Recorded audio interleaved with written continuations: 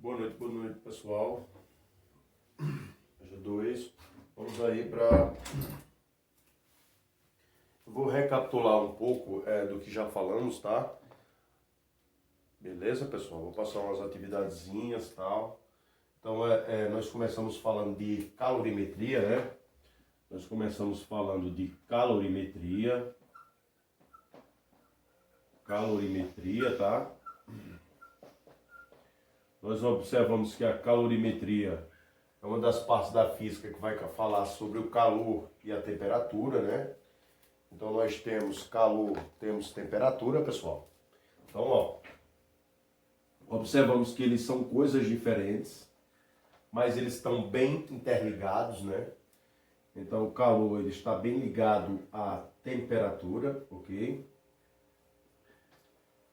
Ele está bem ligado à temperatura, né?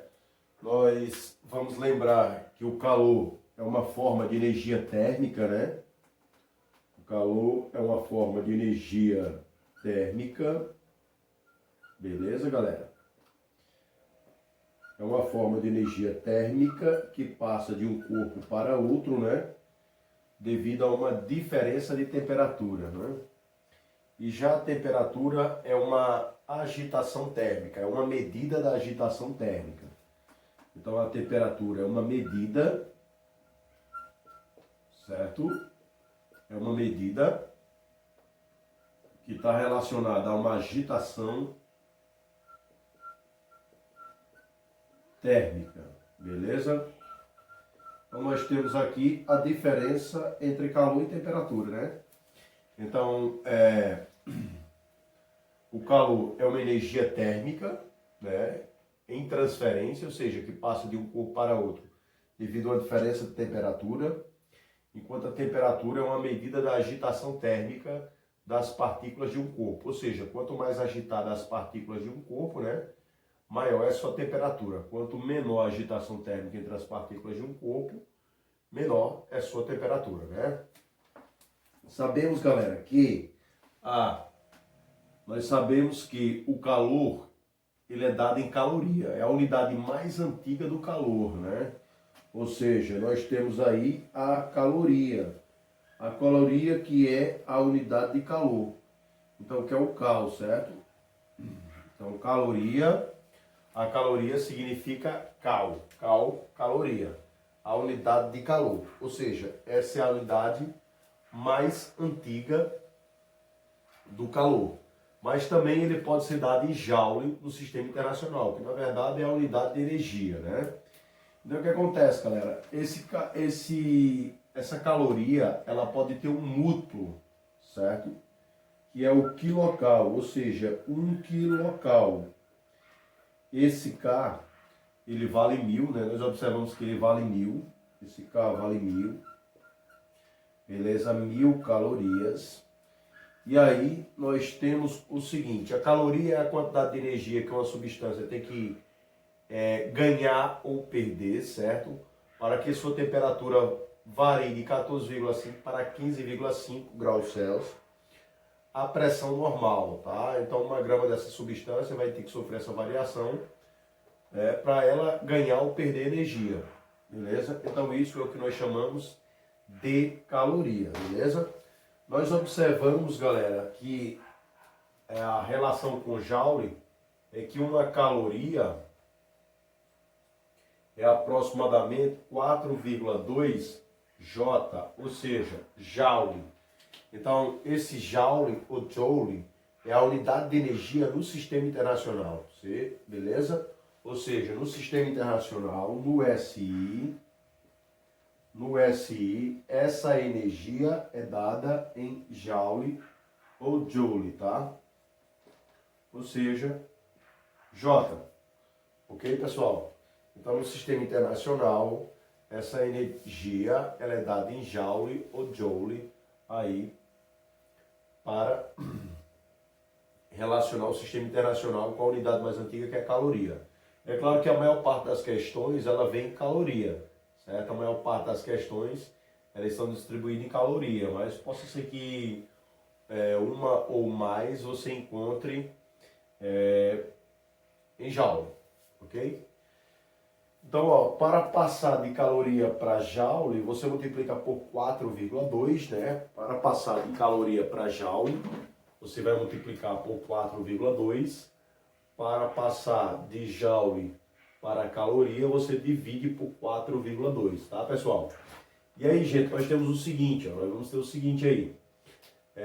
Nós vamos lembrar aqui o seguinte, que nós vamos ter um calor específico, né, e vamos ter uma capacidade térmica, né, um calor específico. Lembrando, eu estou fazendo uma revisãozinha aí, né, de tudo que a gente já viu, né. Então temos o calor específico. Calor específico, galera, significa que cada um tem o seu calor, né? Então, calor específico, por quê? Porque cada um tem o seu. O próprio nome já diz, específico. Então, se ele é específico, cada substância tem o seu calor específico, certo? Ou seja, o calor específico, ela é uma propriedade da substância, ok? Diferentemente da capacidade térmica, que é uma propriedade do corpo. Então, ó, nós temos que o calor específico é uma propriedade, certo? Da substância. Então, ela é uma propriedade da substância, ou seja, cada substância tem o seu calor específico. Então, por exemplo, se você pegar a água tem um calor específico, que é a caloria por grama grau Celsius, né?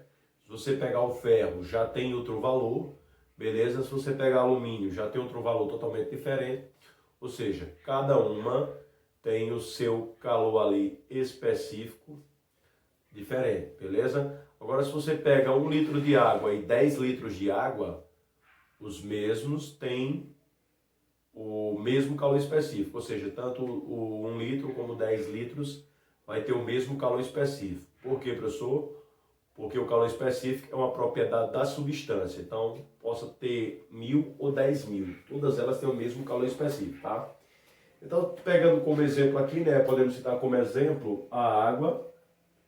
Então, o Czinho da água é 1 caloria por grama grau Celsius. Então isso significa que para cada grama de água, se você quiser aumentar 1 grau na temperatura, ela tem que ganhar 1 caloria. Portanto, se você tiver 100 gramas de água, quer aumentar 1 grau na temperatura dessas 100 gramas de água, ela precisa ganhar 100 calorias. Ou seja, a proporção é de 1 para 1. Então se você multiplicar por 100, o outro multiplica por 100. Então se você tem 1 milhão de calorias, 1 milhão de gramas de água e ela quer aumentar 1 grau nessa temperatura, ela necessita de 1 milhão de calorias. Então, a água é uma das substâncias que tem o maior calor específico, ou seja, geralmente substâncias que têm maiores calores específicos, elas demoram a esquentar, elas demoram a esfriar. Então, podemos citar uma que tem um dos menores, né, que é o ferro. Nós temos aí o Hg, né, que é o mercúrio. O Hg tem calor específico menor do que o ferro, mas vamos colocar como exemplo aqui o ferro. Então o ferro é igual a 0,11 calorias por grama grau Celsius, ou seja, é um dos menores que existe, tá? Então o ferro é um dos menores que existe. Então nós temos 0,11 caloria por grama grau Celsius, quer dizer, para você aumentar 1 grau na temperatura dessa grama de ferro, ele só precisa de 0,11 calorias, ou seja, é quase nada. Ó. Em 1 grama de ferro, para aumentar 1 grau Celsius, precisa de 0,11. Então é muito pouco. Beleza? 2 gramas de ferro, quer aumentar 1 grau, precisa de 0,22. Então é quase nada, né? É muito pouco para você aquecer aí o ferro. Isso acontece porque ele tem um baixo calor específico, né, galera? Pessoal, então nós observamos o quê? Que substâncias que têm baixo calor específico, elas esquentam rápido, esfriam rápido, e substâncias que têm calor específico um pouco grande, elas demoram a esquentar e demoram a esfriar, a exemplo da água, né, pessoal? Então, ó, vamos falar um pouquinho disso aqui, ó. Então vamos falar um pouquinho do calor específico da água, vamos falar um pouquinho do calor específico do ferro, né? Só recapitulando tudo aí que nós já vimos. Dá uma recapitulada, tá, pessoal? Vamos dar uma recapitulada para... Então, recapitulando aí, ó. Nós temos o seguinte, ó. Desculpa, pessoal. Recapitulando, nós temos maior calor específico. Maior Czinho, né? Ou seja, maior calor específico. Vamos botar a palavra calor específico. Maior calor específico.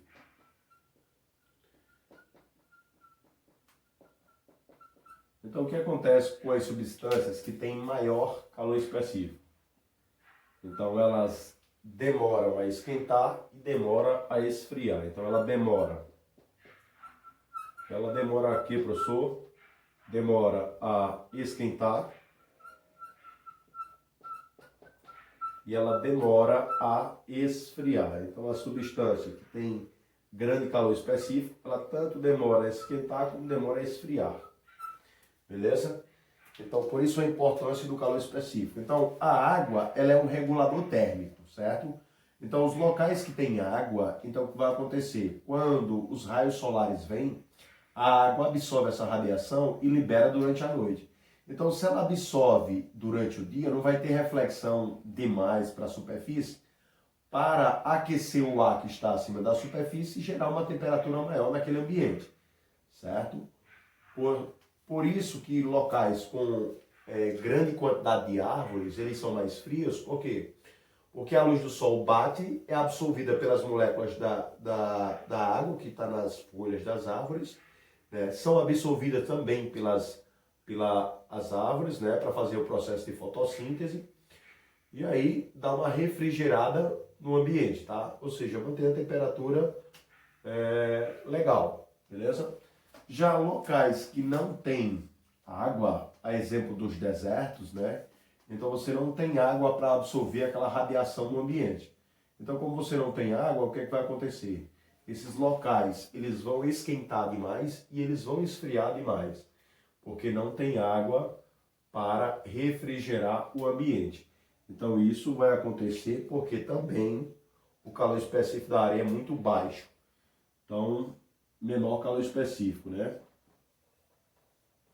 Então, o que acontece com as substâncias que têm menor calor específico? Com as substâncias que têm menor calor específico, vai ocorrer o seguinte, galera.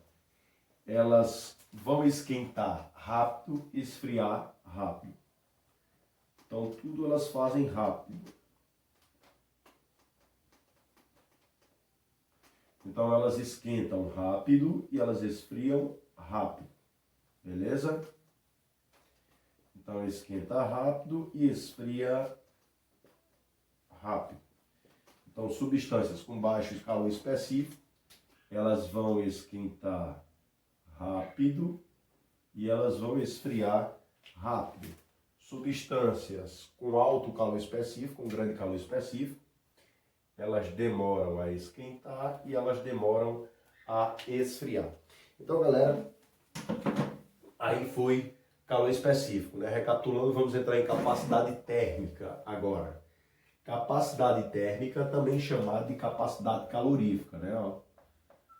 Capacidade térmica, capacidade térmica, também chamada de capacidade calorífica. Pessoal, capacidade térmica ou capacidade calorífica, né? É o quê? É a capacidade que os materiais têm de absorver calor dentro de si, certo? Ou seja, a capacidade térmica é a razão entre a quantidade de calor por variação de temperatura. Então, é a quantidade de calor, certo? Por unidade de temperatura. É uma razão, né? É uma razão entre a quantidade de calor,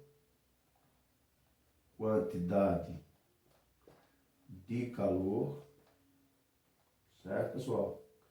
é a razão entre a quantidade de calor por unidade de temperatura.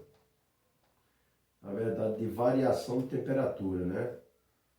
Variação de temperatura, ok, pessoal?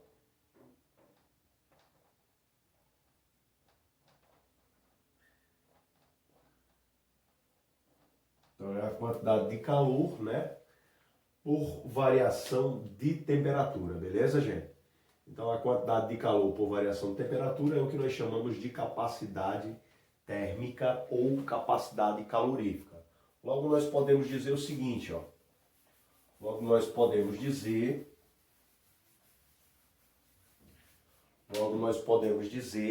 que a capacidade térmica, ó, capacidade térmica é igual ao calor dividido pela variação de temperatura, ΔT. Então, né, como nós já sabemos, né, o que é a quantidade de calor, aqui é a quantidade de calor, beleza? Que é dada em caloria fora do sistema internacional, né? Fora do sistema internacional é dada em caloria, certo? Nós temos aqui a variação de temperatura, tá? Temos a variação de temperatura.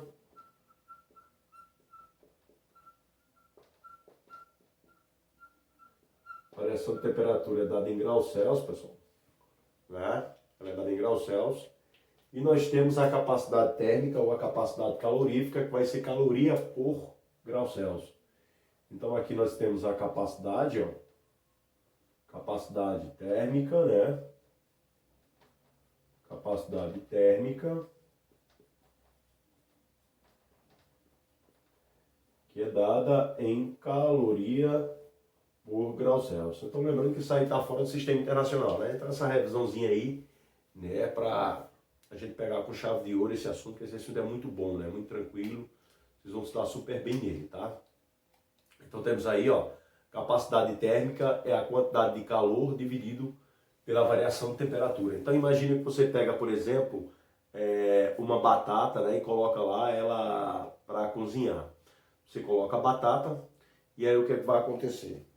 Quando você coloca aquela batata para cozinhar, quando terminar de cozinhar, você joga a água fora, é claro, e aí com o passar do tempo, passou 3, 4 minutos, você olha que a casca da batata ela tá friazinha. Você diz, já tá legal de comer. Aí você vai lá e morde. Quando você morde, você nota que queima a sua língua. Então por que isso acontece? Porque a batata, assim como a abóbora, são um dos materiais que tem a maior capacidade térmica, ou seja, a maior capacidade de armazenar calor dentro de si por um período prolongado. Então, para evitar isso, você tem que abrir a batata em vários pedacinhos para aumentar a superfície de contato com o ar. Então, o ar vai ganhar esse calor aí da batata, fazendo com que ela reduza a sua temperatura, tá, pessoal? Então, ela reduz a sua temperatura. Aí é muito simples, né, para a gente calcular a capacidade, né? Digamos, por exemplo, digamos que você tem um corpo, uma substância, né? Digamos que você tem uma substância que ela ganhou 1000 calorias. Então ela ganhou 1000 calorias, né? Tem uma substância, ganhou 1000 calorias. A temperatura ali variou em 100 graus Celsius, por exemplo. 100 graus Celsius. Aí quanto é a capacidade térmica dessa substância? Então eu quero saber o C. Aí você vai lá, ó, C é igual a Q sobre ΔT. Então o Q é 1000 e o ΔT é 100. 0 em cima, 0 embaixo, você cancela. 0 em cima, 0 embaixo, você cancela. Sobrou 10. Então ficou 10 calorias por grau Celsius. Ou seja, para cada grau que vai aumentar na temperatura, ela precisa ganhar 10 calorias. Então aumentou 1 grau, 10 calorias. Aumentou 2 graus, 20 calorias. Aumentou 3 graus, 30 calorias. E assim sucessivamente. Então, a partir do momento que ela vai absorvendo calor, a sua temperatura vai aumentando. Então, a capacidade térmica vai medir isso. Vai medir a quantidade de energia que o corpo absorve para variar a temperatura da substância. Valeu, pessoal. Até a próxima aula. Tudo de bom aí para vocês. Fiquem todos com Deus, muita saúde, muita paz e até a próxima aula, tá? Tchau, tchau.